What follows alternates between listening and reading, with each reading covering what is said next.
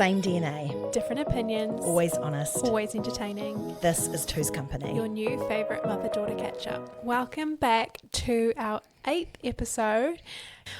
So today's chat is going to be a little bit something different to what we usually do. It's going to be quite an open and honest discussion, and we just want to say now as a trigger warning for anyone who has had issues in the past. This episode is going to be talking a little bit about endometriosis, a little bit about fertility struggles and miscarriages. So if you're someone who has struggled with those things and you find it hard to listen to something like this, we would just say to maybe take your time or just pause this or not listen to it if it's too much for you. But this is a topic that needs to be talked about more openly and honestly and more commonly that a lot of women go through. So many women go through. And Mum's kindly suggested that she talks about her experiences with all these things because she's experienced this in her past, which is very open and vulnerable, and it can be quite hard to talk about. So we're going to be talking a little bit about that today. To kind of start off this chat. Yep. Do you want to talk a little bit about your experience with endometriosis and like the symptoms that you had, and also maybe when you first discovered that you were having sort of issues, like what age you were, and kind of just starting about the timeline and the journey about that for you? Yeah, so I had really heavy periods. Endometriosis wasn't really a word that I didn't know about it, and it wasn't really talked about. I don't even think nurses and doctors knew much about it. It was just kind of, you have heavy periods, or you have a problem with your periods or whatever. So I just knew from a young age, they probably started getting heavy when I was about 14, 15. Yeah, and they were really heavy. And when I talk about heavy, I'm talking about the first day, literally putting a towel between your legs and the towel filling up with blood. Like that heavy. That's terrible. Yeah. So Can I just heavy. ask, how old were you when you got your period? 12. Okay, so this was a couple of years in. Yeah, a couple of years in. So I didn't know endometriosis. I was just like, I was starting to get really sore tummy pains, like really aching pains. My lower back was sore, and I just thought it was part of being a woman. And I was like, this sucks. I don't want to be a woman. And it was just heavy pains. And I had two older sisters. So one had really light periods and one had really heavy periods. So I just thought, it's just one that has heavy periods. So that was kind of like it. That's all I kind of knew. But I was like, man, this sucks. Surely this is not normal. But I kind of thought it doesn't get talked about. So I kind of didn't know if it was normal or not. Yeah. My mum was really good. Like, she was always like, you've got heavy periods, get a hot water bottle and put it on your lower back or your tummy. And it was always the first 2 days that were really hard. And after that, it was kind of okay. Yeah. When did it get to the point where you were like, this is not normal, I need to go to the doctors? I used to, because I didn't really call in sick much, but if I was working and it was on my first day of my period, I really had to call in sick because not so much the pain, even I had a lot of pain, but I could kind of grind through that. It was just the amount of blood that I was, losing. So I'd wear this is so open, but I'd be like a super pad and a super tampon, and I'd flood them out every 20 minutes at least. 20 minutes? Easily 20 minutes, yeah. So I was just always going back and forth to the toilet, and that was about at least the first 48 hours. That's ridiculous, because you would just be thinking about, am I leaking the whole time? Oh, yeah, it was just, but I just thought that was 20 part of being minutes. a woman. It was like, really frequent. Yeah, if I had let it go for more than half an hour on the first day, I would have leaked through. Really? So it was kind of like not even able to go to work. So you had to wear a tampon and a pad? Oh, yeah, fully, all the time, That's crazy. And then sometimes I remember just being in the toilet and just putting a towel there just so I could get off the toilet to do my stuff. And oh my gosh. Yeah, it was just so bad. And then I think when I probably was around 17, I was going out with a guy and we went to his parents' house, their batch, and I remember I think it was his mum or someone found him in the shower because I'd fainted. Yeah, and it was one of those bath showers. Oh my gosh. And I just remember kind of like two people there kind of like helping me out of the shower, and I didn't know kind of what had happened. It might have been 16 or 17. No more than 18 How did anyway. they get into the bathroom? I think they just realised I didn't lock it or anything, and I think they just realised, why are you so long? And then I wasn't replying back to my name. Oh my gosh. Yeah. That would have been so So there was that terrifying. instant, and then... And you were just in the shower. Yeah, I was just in the shower. And they just helped you. Was there like blood everywhere? Yeah. Oh my gosh, it would have been terrifying for them to look at. They would have been like, Yeah, probably would have been. are you dying? Yeah, I didn't That would have think been of so that. scary. Yeah. At that point, they knew that I had bad period pain, so they knew it was, I guess, something to do with that. But Oh, that's terrible. and then I think it was starting to get really bad when I realised I was going to hospital probably like every 2 to 3 months, like all the time at A&E. Just I've lost too much blood, and I'm like, I can't even like function. And then I think around the age of 18, I had a blood transfusion because I lost so much blood. Wow. Yeah. And so then I thought, okay, this is not normal. But again, I didn't even know it was endometriosis. I just was like, I have heavy periods. Right. And then when you talk to people, like, oh, yeah, same. And I'm like, oh, okay, so we all have heavy periods. So there wasn't much education and knowledge around that when you were going through that? No. My mum said, you get them really heavy, Marie. Like, you get them really heavy. So she knew that something is kind of Yeah. off. But it was just kind of classed as like, oh, you get them really heavy. Right. And it kind of sucks, and that's just Yeah. part of life. And they might get better after you have children, or might get better as you get older or the years go on. Right. So you were just dealing with that from a young age. Yeah. That's crazy. And then it was the doctor that actually said at, must have been 17 or 18, he said, you've got this condition called endometriosis. And I was like, what's that? Yeah. And what were the thoughts running through your head when your doctor told you that? You're just like confused, like you hadn't heard of it before? Yeah, I was just kind of like, oh, yeah, whatever. I was just like quite blasé. Probably like still how I am still now. I'm like, oh, okay, what's that? So what did he explain to you that it was? He didn't even really explain it. He just said, it means you just have really bad period pains. And I was kind of like, oh, okay. And he goes, it's not, what's the word, fatal? Yeah. Yeah, and it's just something you've got to put up with. Right. And you need to be on Ponstan, and he kind of talked all about the medication. Make sure you have that every 4 hours. When you start to know your periods come on, I was kind of like, okay, is that all? And I started doing all that, and it was just like, well, this isn't working. Right. Yeah, and the drugs weren't working. And then For the pain? Yeah. And then one surgeon said, we're going to have to do a laparoscopy, which is a small little incisions in your tummy. Go in there with the camera and have a look and see what's going on. And I was 17, 18 at that point. And that's when they said, I did that, and they said they'd burnt out a lot of endometriosis, which kind of just got explained to me was like extra lining growing outside your uterus. That was kind of like the most basic kind of Which would have explaining. still been a little bit like, what even is that when you're that young? And he said because it's been burnt off, it could never come back. It might not ever come back, or it might grow back, but it will take a lot longer. It won't be like next month. It will be like maybe in 6 months' time. Wow. Yeah. And then I mean, I already know because you've talked a lot about this to me, but you've said that you actually ended up going for quite a few surgeries in the end, right? Yes. So before the age of 20, I already had 10 laparoscopies. So within like 2 to 3 years. Yeah. Yes, it was just, they just kept burning it out, kept growing back, burning out the endometriosis, burning back. 10 surgeries. Yeah, so one of them was a ectopic pregnancy, and one of them was appendicitis, and 8 of them were burning out endometriosis.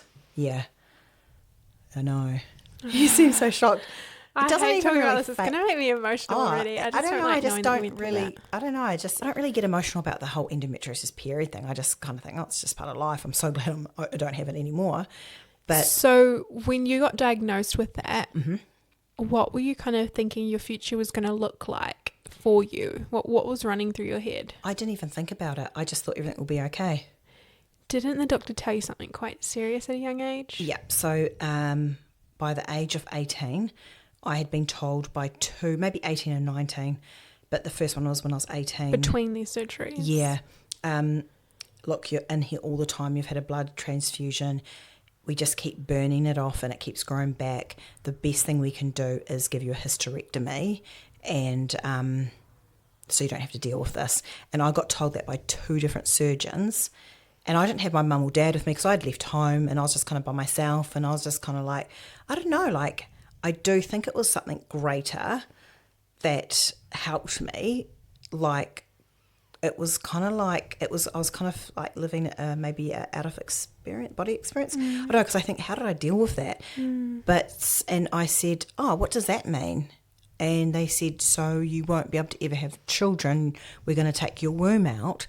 And I was like, oh, no, you can't do that. I'm going to have children. I'm always going to be a mum. And I was just so blasé about it. But to be told that by a doctor by yourself at 18 or 19 is crazy. Yeah, it is. It is when I look at it now, and knowing I didn't have really anyone with me when they were telling me that. But I was so blasé about it. I was just like, oh, no, I'm going to be a mum.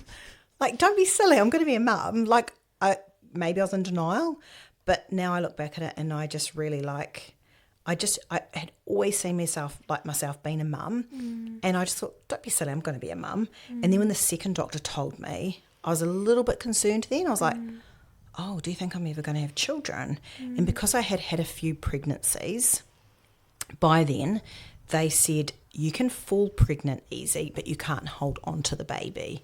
So I was like, oh, that's okay. I'll just get one. I'll hold on to the baby. Like, I was just so blasé about it, which I think, looking back on it, is probably a good way to be. I don't know if it's a good way to be, actually. But for me, it got me through it. Yeah. It got me through it because I didn't go ever into fear. Yeah. I've been brought up with my dad saying, do not show fear. Do not speak anything negative coming out of your mouth. Whatever you say will come to fruition. Be very careful. That was going actually through my head, and I feel like I'd always acknowledge my father for that. That makes me emotional.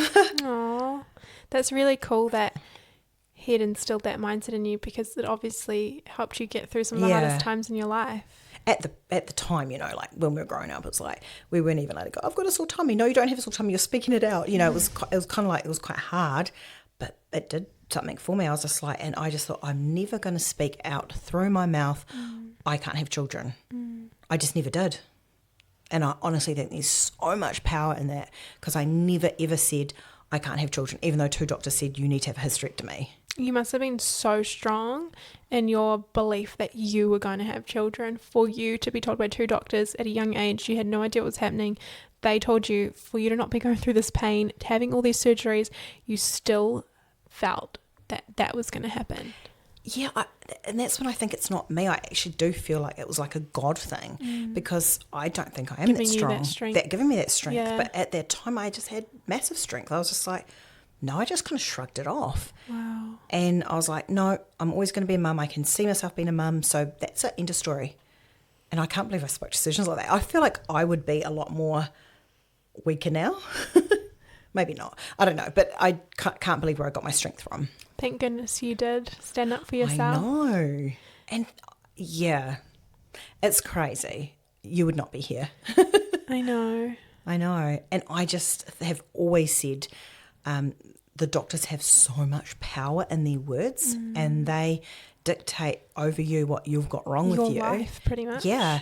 And that's probably why I've never... It would have been life-changing. Yeah. And I definitely respect doctors, and I definitely think they've got a place and they do an amazing job. I definitely think doctors are not there they're not there to help us about health. They're trained in medicine. Yeah. They're not trained in health. They're trained in medicine and how to fix the problem. How to mask the problem. Well, yeah. They put a sticky plaster over any problem, and they know with how medication. with medication, but they don't get to the root of the problem normally. Like, why are you going through this? Yeah. What can you do before we put you on medication? Yeah. See, I think doctors have got such an amazing place when you've had an accident and you break your arm, or they do amazing surgeries and stuff, but I kind of have never really looked to them as they're going to speak life into me. Right. And maybe, I don't know if that's just that's also your experience. Maybe it's my experience. With some doctors. Yeah.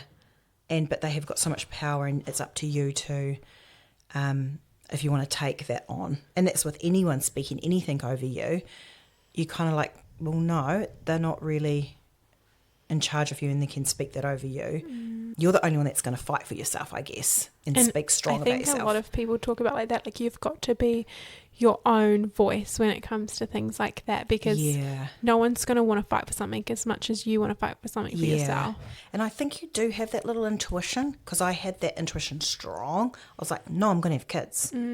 Like, end of story. But I can see how that could have put so much fear into a young 18-year-old or a young 19-year-old, and gone, oh, okay, and just... Like, one came with me with the papers and said, you really need to sign this. We need to give you a hysterectomy. Wow. And I was just like, no. Wow. Yeah. It's kind of freaky when you think of it now, but yeah. Yeah. I'm so glad I did.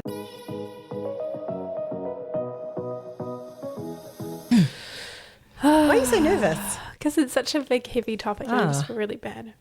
But I also... makes me sad as well. I also want to talk about this because I actually want to bring... encouragement to young women that get told something over their life, that just to like, it's not everything what the doctors say. Like, yes, I've got a place and you've got to respect them in that, but I just want to encourage women, like, don't settle for just one doctor saying something. So I really want to encourage women out there and young females out there to just really advocate for yourself. Yeah, advocate for yourself. You know your body more than anyone. You know your future. Like, I just always imagined me with kids, and I just held on to that. So just don't get too fearful and caught up with one doctor. Get another opinion. And get multiple, because you had two and that wasn't enough for exactly, you. Yeah. Get as many as you can and research and read and, yeah. So... through your endometriosis, now you can tell me if this is related to it, or maybe what caused some of this for you, but you also experienced a little bit of loss and you experienced miscarriages and ectopic pregnancies. I hate talking about this. It's so sad. It's so sad. It's all right, because I've got 3 kids. I know, but I hate that you had to go through that. Oh, Nikki.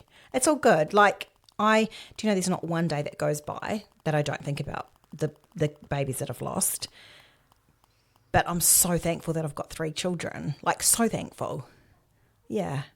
But it's like not one day that goes by that I do not think about it. But yeah, I'm so happy that I've got 3 children. Like, so blessed. So blessed. Do you want to talk a little bit about like your first experiences with that and how that was, maybe? Yeah. So I have had 7 miscarriages.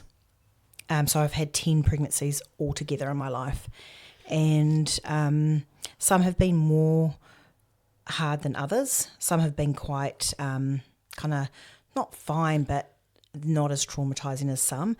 A lot of them I lost, between 5 to 8, 9 weeks, and I wasn't probably as attached to them, and I probably wasn't in a place to have them. Some of them, so I don't feel too sad about that. It's definitely you feel a loss, and I don't know if it's just a woman thing to feel that, because when I talk to Ryan about the miscarriages that he's lost, it doesn't really affect him. So I think that depends on how far along you are, how much the guy's involved in it, the pregnancy, how much you really want a child. I think there's so many different things.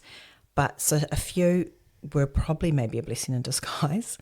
There was one that stands out to me the most, and that was when I was 16 weeks pregnant and I lost. That's the furthest I've ever gone.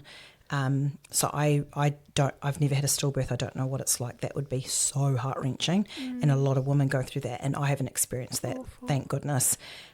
So the longest I've ever gone is 16 weeks, and that was probably the hardest because we told people we were pregnant. Everyone knew I was pregnant. Well, that's what you get told, right? Once the 3-month mark hits, it's safe and you can tell people, but you went over that 3 mark, and that was probably would have been quite a shock for you as well, I can imagine.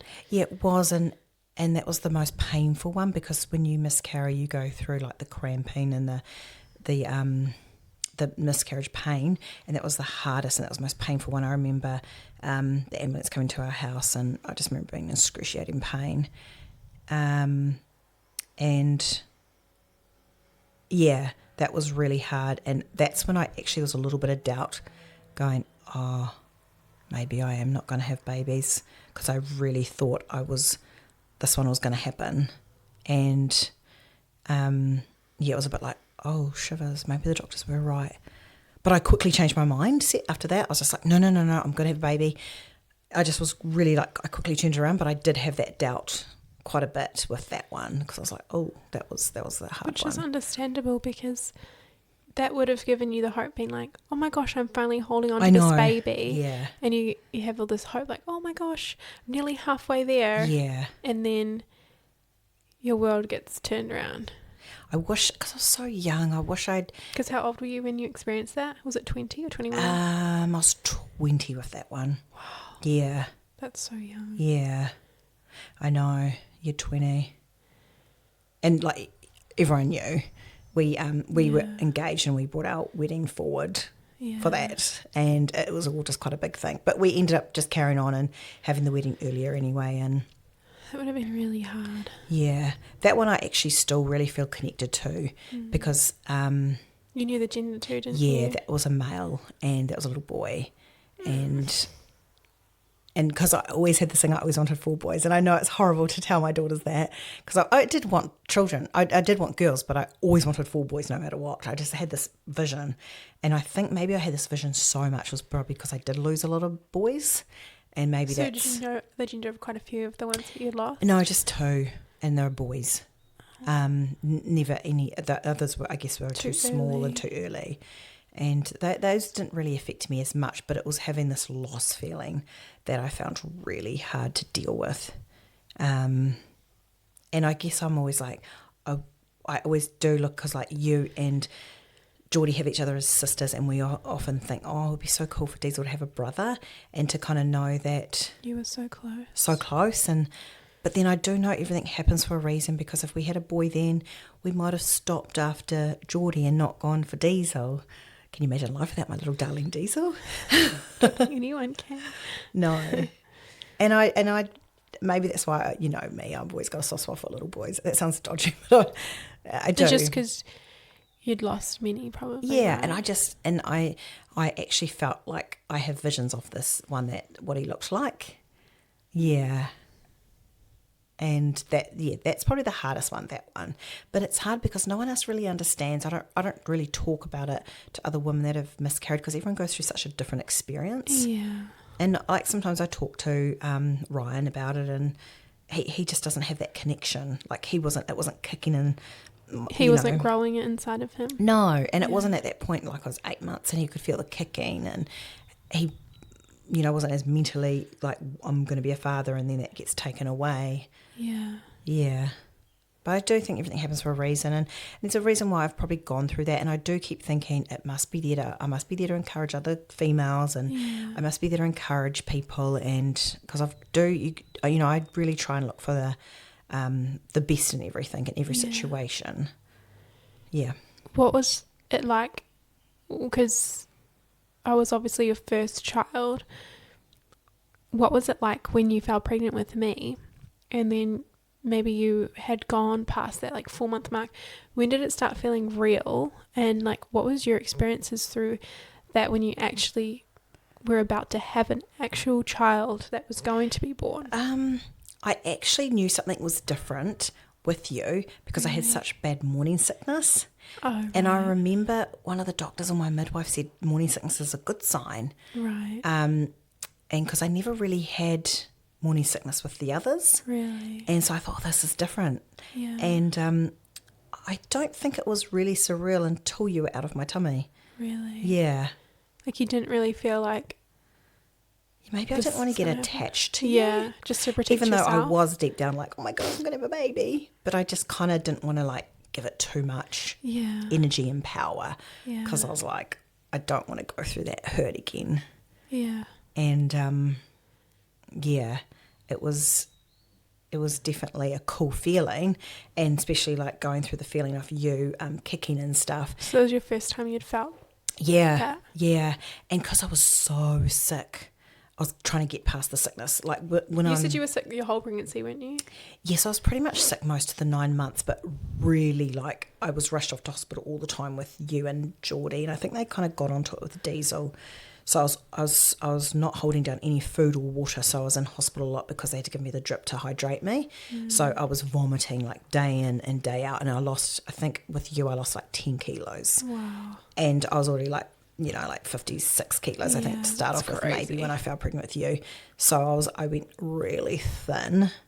And I guess that was kind of like the difference between knowing that this was different, because I was so sick and I was probably just trying to survive that. Yeah. Yeah. But then when I got to about 7 months, I wasn't vomiting, but I was nauseous. Right. But I wasn't vomiting for that last few months. Did it so when you started feeling kicking, you're like, okay, this is more real? I guess so. Were you still fearful that something would happen? Yeah, always, yeah. There's always these little doubts, but I kept talking to myself like, don't be fearful. Like, this is not going to happen. Like, I always feel like I'm quite good. Again, I reckon that's from my dad, but I'm quite good at talking to myself on the fact of like, come on, Marie, get going, do this, come on. Like, I am like that. I get that from my dad, I guess. So when, like, your first baby, when I actually arrived, what were the emotions going through your head? It was a bit of like, oh my goodness, thank goodness, she's alive. We did it. And we were so stoked. We were young parents. We were both 22. I had just turned 23, actually, with you. Dad was still 22. But there was young. And that's why I always call you my first survivor. Yeah. Because you are my first survivor. It's crazy. But yeah, I guess it is so young. But Ryan was 22. It was just so young for a dad these days, isn't it? But we just, it was. I did have a sign of relief. I don't think Ryan ever experienced that, but I did. I was like, oh my God, she's finally out. Okay, we did it. And I just kind of had that confidence, like, we can do more. Yeah. So after you had me, did you feel like you think you still could have more? Like, you weren't like fearful that you're going to go through all that again, that was going to be your only child? Yeah. As soon as we got married, like we never used contraceptive, because I was like, if we're going to get pregnant, we're going to get pregnant. It's just like a blessing anyway, It was going to be a for you? blessing. So and we got married at 21. So I was on contraceptive beforehand with my endometriosis. I should have talked about that a bit about, they put me on the injection and they put me on the pill and they put me help on with the pain. So much stuff, yeah. And then when I went on the injection, I don't think you meant to get a period, but I bled for like 60-something days straight, and so I went off that and put weight on with the injection, and there was all that blah, blah, blah stuff. So they did try everything, they did say it was a severe case of endometriosis, like very severe. You said you were like at the highest stage, eh? Yeah, it was just like they wanted me to have a hysterectomy. It was that bad. Which is crazy, and probably something a lot of people who may be going through that is like, it is maybe possible. If you were at the highest stage of endometriosis and you were so close to getting a hysterectomy from your doctors, you still had 3 healthy children. Yeah. Obviously between struggles and losses, but totally, you still had 3 healthy children. Yeah, I know. Like it was possible. I know. And it may have only been possible because of your positivity and your grit to be like, no, I am going to have children. Yeah. Just had that kind of willpower, and I just knew, because I wanted to be a mum since I was like 12 years old. I still always said to myself, I want to be a young mum when I'm 16 years old. That was me. Oh my gosh. I know. I was so like that. And like, my parents were like, Marie, what are you doing? Slapped me over the head. Not that I was ever wanting at that stage to be a mum, but I just always wanted to be a young mum. Wow. And it was just always in me. Yeah. Wow. But yeah, no, it was definitely tough at times. But I kind of don't really like dwell on those kind of times, I guess. Yeah. And we always wanted more kids, like 4.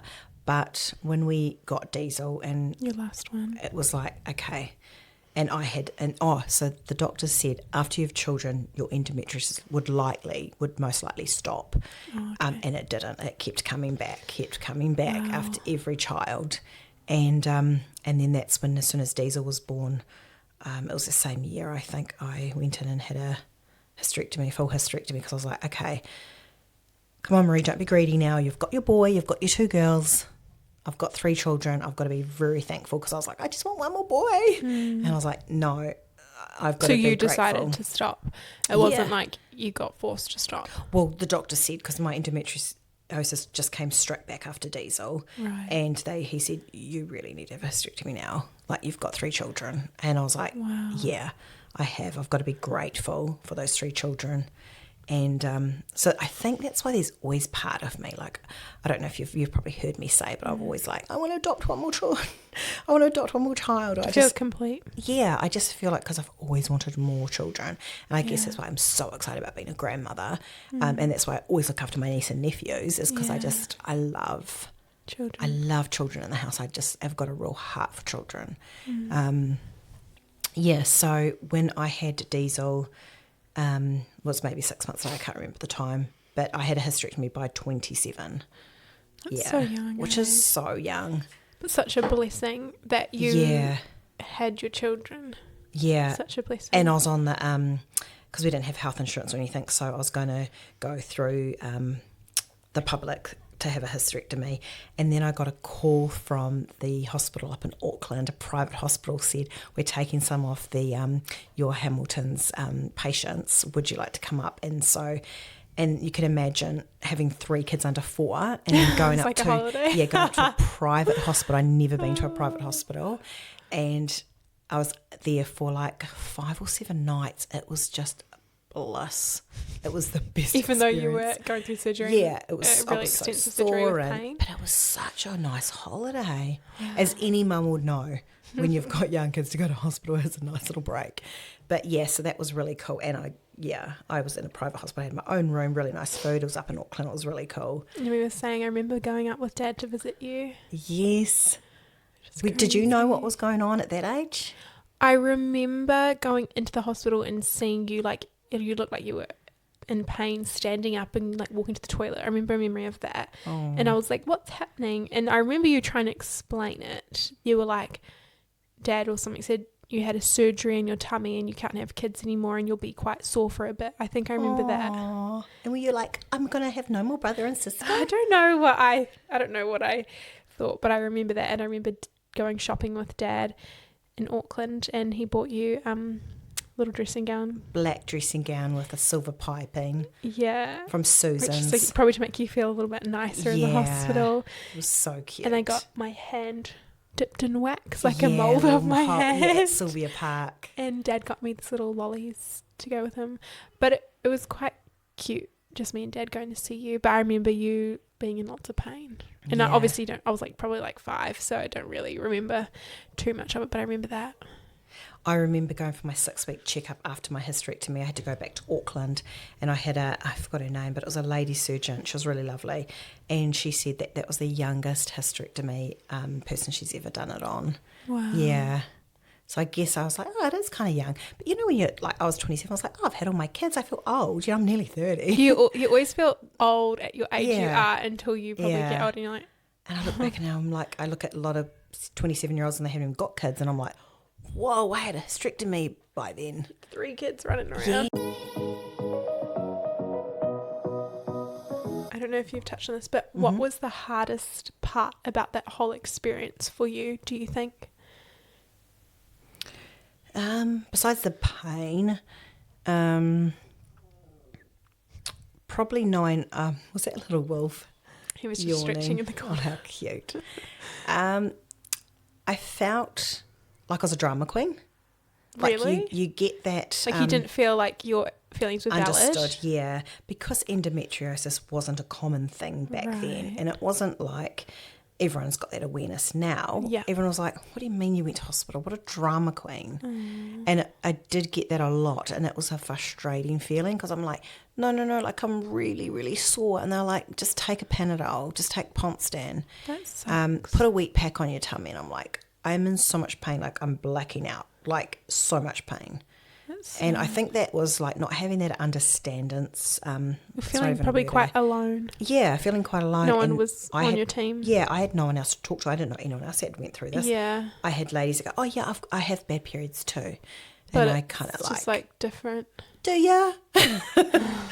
And it's probably not very good of me because I probably don't have much compassion in that area because I'm like, come on, that's not a heavy Well, period. yeah, I remember when, not to be belittling no, you, I know what it's but yeah. when we were going through like our periods growing up and like, oh my gosh, it's so painful.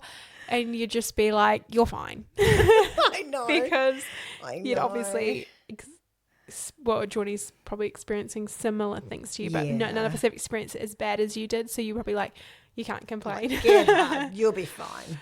Yeah. You're filling up a towel, you'll be fine. Yeah. Yeah. No, it's probably like a bit of a downfall of me like that. But then I feel like someone miscarrying, I'd have so much compassion for. Is there anything that you wish your friends or family knew going back that could have helped you or knew and understood better? I kept a lot of the miscarriages to myself. Didn't even tell Dad? Oh, yeah, but like not even like, I told Nanny later, well, Nanny's my mum. Yeah. I told her later what I'd gone through, but I kept a lot to myself because some of them were pre-marriage. Yeah. And so I was like, And she's very traditional. yeah, and it was a little bit like very shameful and like, and so I did go through that alone a lot. But the one with 16 weeks, everyone knew because we were already engaged, but we had to change our wedding plans and everything like that. And the day of them doing I forgot the word, is it a DUC? DUC? Oh man, that's so bad. I don't even know. When they basically pull the baby out. Is it DUC? Oh, I've got to see. This is how long ago it was. Something like that. And I remember going through that, and that night of having it, I was having our engagement party, and yeah, and they had done a laparoscopy. That's right, because it was ectopic pregnancy. Yeah, and so so you miscarried the 4-month one because it was ectopic? Yeah. Oh, so that's when it's growing in the fallopian tubes, eh? Yes, yeah. So it would have been quite painful. Yeah, that was the most painful one. And you didn't lose anything? They just removed? Do you know what? I can't even remember. They must have removed one fallopian tube, but you can still get pregnant. I think if it's only really bad, they can remove it, but you have 2 fallopian tubes, so you can still get pregnant via one of them. So they might have just removed, they definitely didn't remove both because I had kids after that. So you don't even know if they removed the fallopian tube. I don't even know. I was so young and so ditzy. Surely they didn't. Maybe they did. I don't know. But I just remember one of the regrets, actually, they said to me, do you want to keep the baby? And I wish I did now. You looked so shocked. What would you do with it? Bury it. Have a birthday. Like I can't even remember the date. I get what you mean now. You know? And like I look back and I'm like, there's no remembrance of them. There's no dates. Well, you don't remember the day? No. But I could look back on it on my history. I mean, it's all at the hospital, my history. You still remember the baby, though. Yeah. And that's the most important thing. I know. I guess with that 16-week one, I would have liked to, remember his birthday and, and I feel a bit stink because of that because I was so young. I was like, but it'll be fine. You were so young, going through so much. Yeah, and I went through a lot of it alone. But yeah. But that day of having the ectopic pregnancy and them doing the surgery, that night was our engagement. That's a lot. And they said you cannot go to your engagement. And I discharged myself and I went to my engagement because I'm like, they cannot have a party without me. Oh my gosh. And I couldn't wear my dress because I was a skin tight dress. And obviously you'd been swollen from your surgery. And I was so swollen because you know how they blow you up with the laparoscopy. And so I had to wear I wore my sister's skirt and a top. I've seen a photo. You wore a little turtleneck singlet top and a skirt. Yeah. And it was all a bit I felt gross. And I can't believe you went, though. I don't even but think that sucks that happened on your engagement party day. I know. It's awful. But yeah. How did these experiences shape you as a woman and a mum, do you think? I think they've definitely shaped me with the miscarriages. It's definitely shaped me in just loving being a mum and having my children. Really? Even though when I did have you, I wanted to put you back up for a little while, only because I was tired. And I was like, I just need a break. Can we just put her back up for a little bit, just for 2 hours so I can have a break? I literally thought I could do that. And a rude awakening, I couldn't. Did you try? No. I had to try. No, but like I feel That's like something I'll do. I feel like you would. Can she fit back up there? I just need 2 more hours to have a... No, but I remember saying to my midwife, can we put her back up just for a little bit longer because I actually want to have a sleep? And she just looked at me and she said, no. A live baby, like, in your tummy. I just need to There's have no a sleep. umbilical cord I anymore. know. It's Oh such my a dumb thing. Obviously, it shows how young I was. Or tired you were. Yeah. But no, even though I went through, difficulties with breastfeeding and all that kind of stuff, I appreciated like kids. I don't know if that's given me a bit more of a appreciation. And I don't know, I just have this, I get really annoyed at people. I don't know if this is a good thing or a bad thing, but I get really annoyed at That people don't appreciate their babies. that are not a good mum, that abandon their mums. Yeah, that, their children. Yeah, their children. That they mistreat their children, that they don't appreciate their children. Yeah. And I'm just like, are you kidding me? And I just get so angry at that.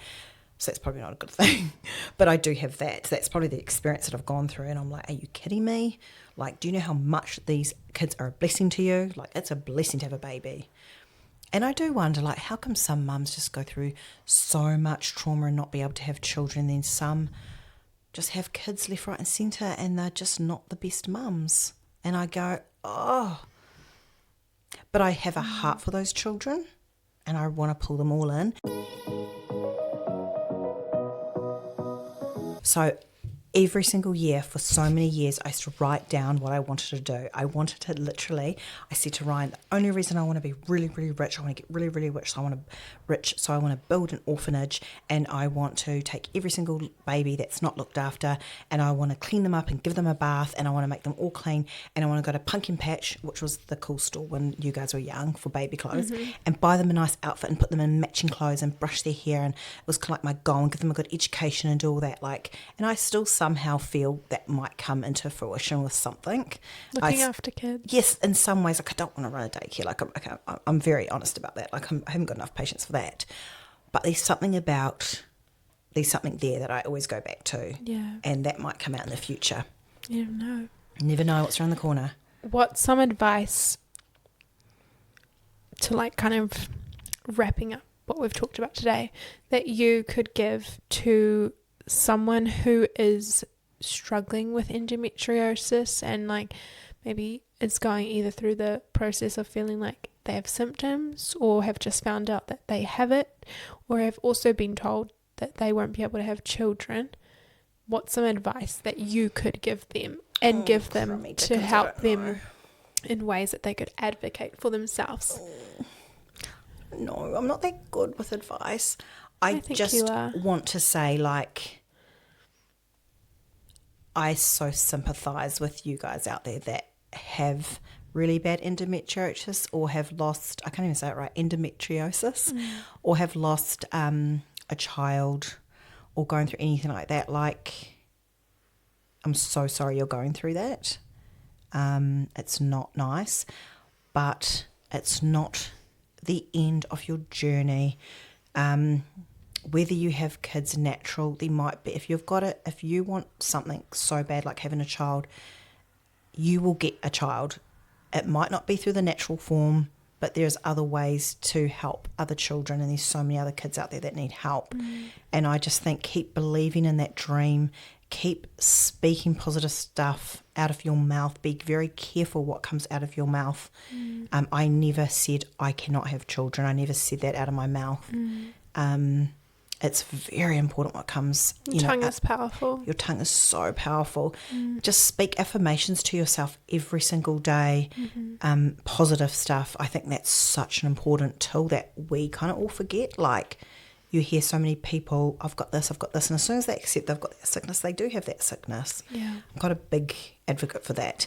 But get around people that will support you, and just the people that don't understand, just tell them to bugger off. I was going to say the opposite. Oh.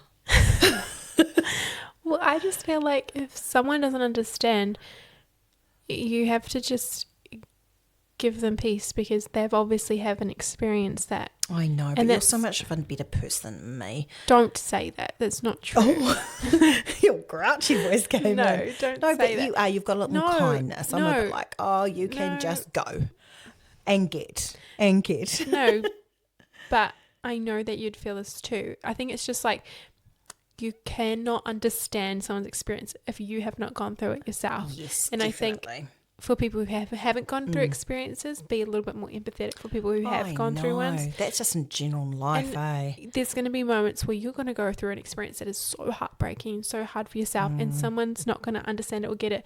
That is okay that they don't get it. That's a good thing that they haven't gone through what you've gone through.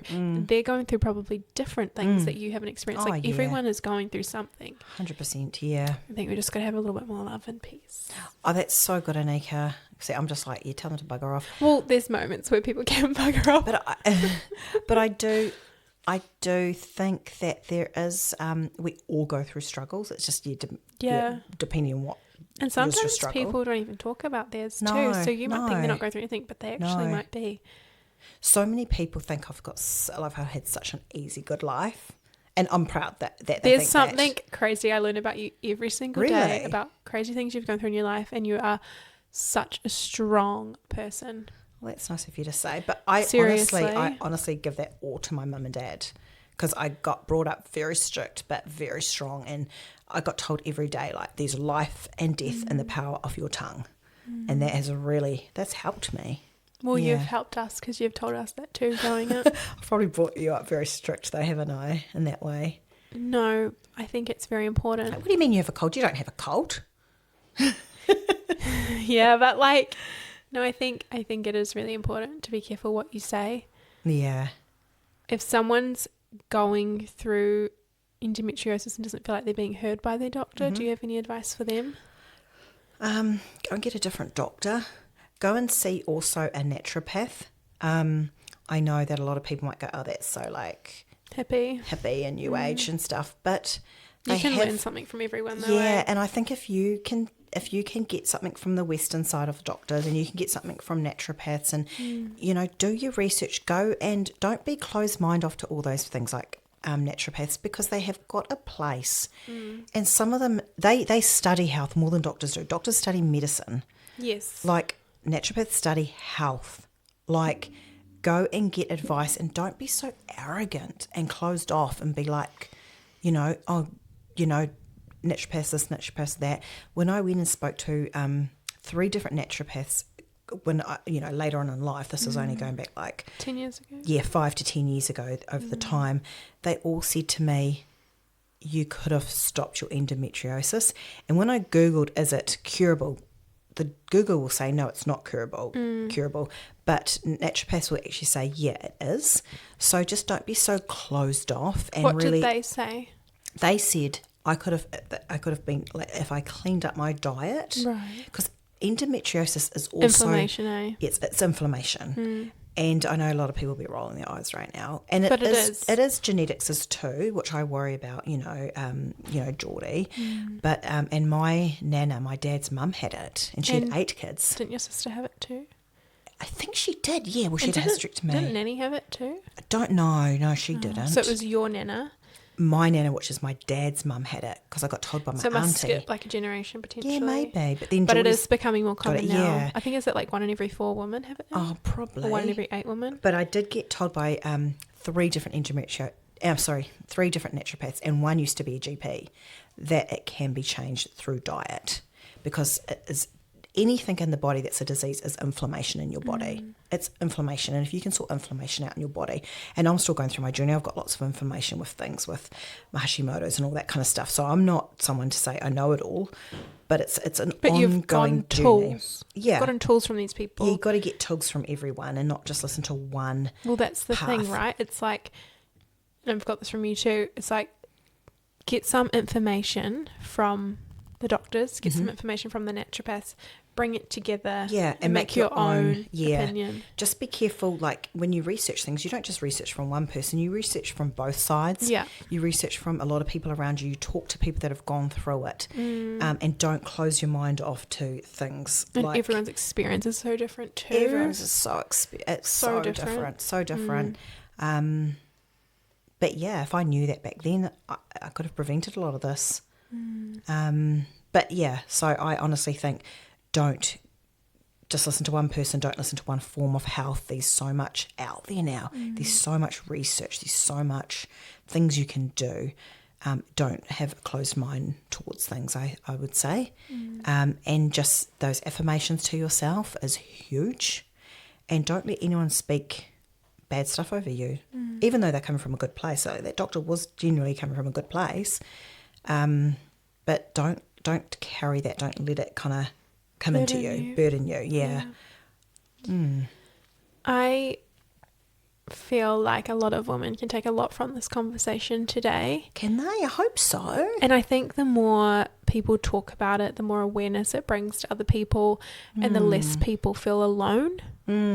Like back then, like you were saying, you felt alone. Not many people knew about it. There wasn't much knowledge about it. Thank goodness more people talk about it now, and there is more education and knowledge behind it, because then less people can feel alone, and less people have to feel like you in this, and they can relate to other people a bit more, and maybe find the treatments and advice and everything that they need a little bit easier than what it was 20, 30 years ago. Oh yeah, there's so much information out there. So hopefully it can be a little bit easier for you. But yeah, you're right, Anika, though, saying that, everyone's going through something, so be a nice human being. Yeah. Because you don't know it until you've gone through it. You honestly don't. And it is a big thing for young girls these days to have endometriosis. It's huge. So just be understanding of that. Yeah. Do you have anything else you want to add today? Do you feel like you've covered everything? I feel like I've kind of covered everything. Yeah. But like from this talk, if anyone has got any questions, I'm so happy to answer them, because I love... I'm such an open book. You are. And I feel like I am that, because I just want to help people and encourage people and help them. So, and I just want to say that something I admire of you so much is how open and honest you are, and it's so refreshing and it's so helpful for other people, and I just hope that you always stay like that. Oh, that's good. You just... Oh.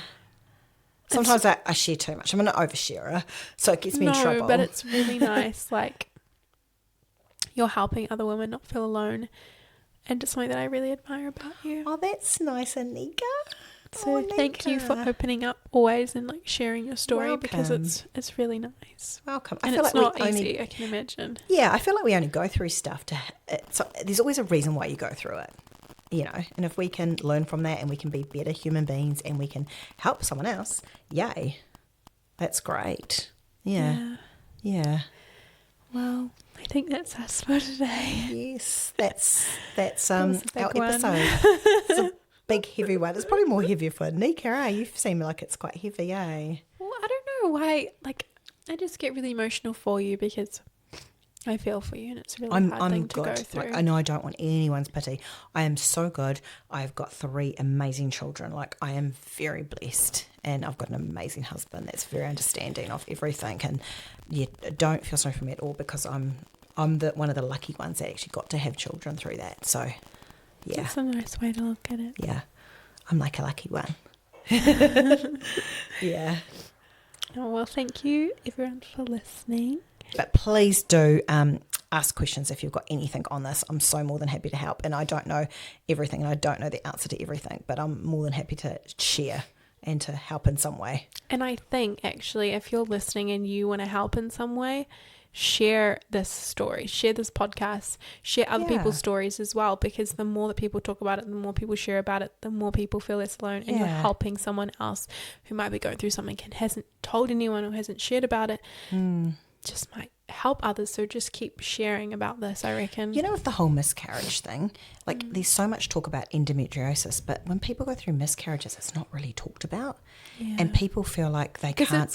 It's quite a hard thing to hear about as well. And a lot of people don't want to share it, and good on them for not sharing it, because you don't want to share things like that sometimes. But sometimes it's like so many women go through it, and I wish more people kind of opened up a bit about it, because people are struggling alone. And they also don't need to struggle probably alone. helps you when you can open up about it. It's like a weight off your shoulders, right? Like, totally. this has happened to me. Yeah. So you try and you talk to people. Yeah. And for anyone going through that, we're here for you. Yes. Yeah. Well, everyone have a really good week. And we'll see you next week. Yes. Bye-bye. Bye.